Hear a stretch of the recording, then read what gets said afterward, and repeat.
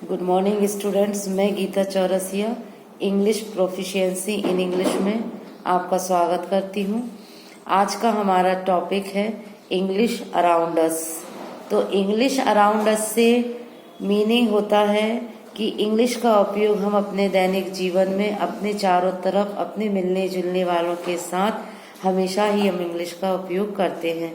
तो इंग्लिश बोलने की शुरुआत कहाँ से और कैसे हुई? तो इसके लिए जब हम आज़ाद नहीं हुए थे 1947 से पहले, तो हमारे भारत में अंग्रेजों का कब्जा था। अंग्रेज हमारे भारत में राज्य किया करते थे।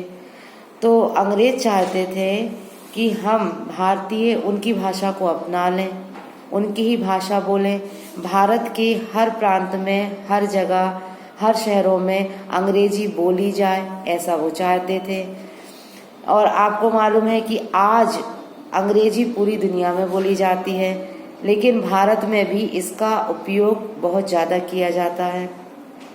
जब 1947 से पहले अंग्रेज भारत में राज्य करते थे, तो वो चाहते थे कि अंग्रेजी का उपयोग भारतीय करें और भारत की हर जगह, हर क्षेत्र में अंग्रेजी भाषा का उपयोग किया जाए। लेकिन ये 1947 से पहले की बात थी, क्योंकि जो भारत है वो अंग्रेजों के प्रभुत्व में था। लेकिन जब भारत आज़ाद हो गया तो सामान्य परिवारों में अंग्रेजी भाषा का उपयोग किया जाने लगा। कई मल्टीनेशनल कंपनियों में अंग्रेजी भाषा का उपयोग होने लगा। मतलब एक तरीके से अंग्रेजों के जाने के बाद भारतीयों ने अंग्रेजी सीख ली और वह सरकारी, गैर सरकारी, अपने घरों में सब जगह अंग्रेजी भाषा का उपयोग करने लगे। और इसके साथ साथ ऐसे कुछ शब्द भी हैं, ऐसे कुछ शब्द हैं जो हमें अपनी क्लासरूम में नहीं सिखाए जाते हैं, लेकिन फिर भी हम उन शब्दों को आसानी से सीख जाते हैं। क्यों सीख जाते हैं? क्योंकि हमारी जो सोसाइटी है, हमारी जो फैमिलीज हैं, हमारे जो फ्रेंड्स हैं, उनके साथ हम अंग्रेजी के हिंदी प्लस इंग्लिश दोनों का यूज करते हैं। तो कुछ ऐसे शब्द होते हैं जो हमें ऑटोमेटिकली हमारे माइंड में प्रिंट हो जाते हैं, जो हमें कहीं से और कोई सिखाता नहीं है, फिर भी हम उनका यूज अपने दैनिक लाइफ में, अपने दैनिक जीवन में उन शब्दों का उपयोग करते हैं, जो हमें कहीं और किसी से नहीं सिखाए जाते हैं। सिर्फ सुन सुनकर हम उन शब्दों को सीख जाते हैं और उनका यूज अपने जीवन में करने लगते हैं। तो आज भारत के कई परिवारों में अंग्रेजी बोली जाती है, अंग्रेजी शब्दों का उपयोग किया जाता है। इस तरह हम ऐसे कई शब्द हैं जैसे कि auto, bike, plate, glass, train, classroom, ऐसे इत्यादि ऐसे कई शब्द हैं जिन्हें हम अपने दैनिक जीवन में रोज ही, अंग्रेजी के ऐसे बहुत से शब्द हैं जिन्हें हम रोज ही अपने दैनिक जीवन में उनका यूज करते हैं। ऐसे कई सेंटेंस भी हैं जिन्हें हम अपने दैनिक जीवन में बोलते हैं। इस तरह से हम कह सकते हैं कि जो अंग्रेजी है हमारे दैनिक जीवन में आ चुकी है और इसका उपयोग हम रोज ही करते हैं। तो इसका हमने आपको हिंदी मीनिंग समझाया है। अब इसका जो इंग्लिश वर्जन है वो आप सुन लीजिए। English is spoken all over the world, but in India it is spoken widely.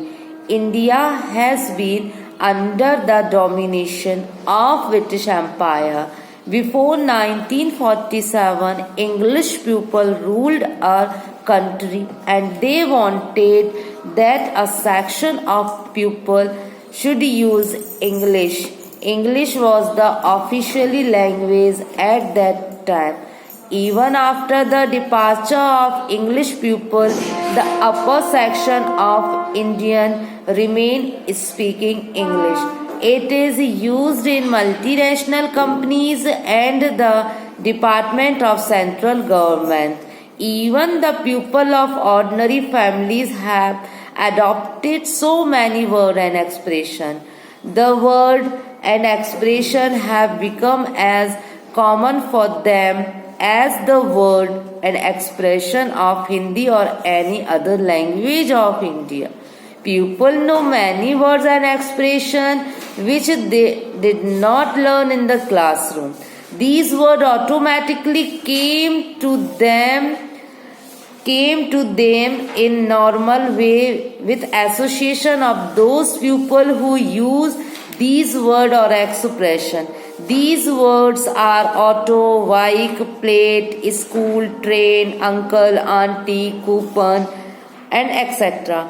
These words are easily available around us. कहने का मतलब है ऐसे इंग्लिश के बहुत से सेंटेंस, ऐसे बहुत से वर्ड्स हैं जो हम अपने दैनिक जीवन में रोज यूज करते हैं, जिन्हें हम हिंदी में नहीं बोलते हैं. इस तरह हम कह सकते हैं कि English around us. Thank you. आज का टॉपिक यहीं खत्म होता है. अब नेक्स्ट टॉपिक के साथ हम नेक्स्ट वीडियो में मिलते हैं. Thank you.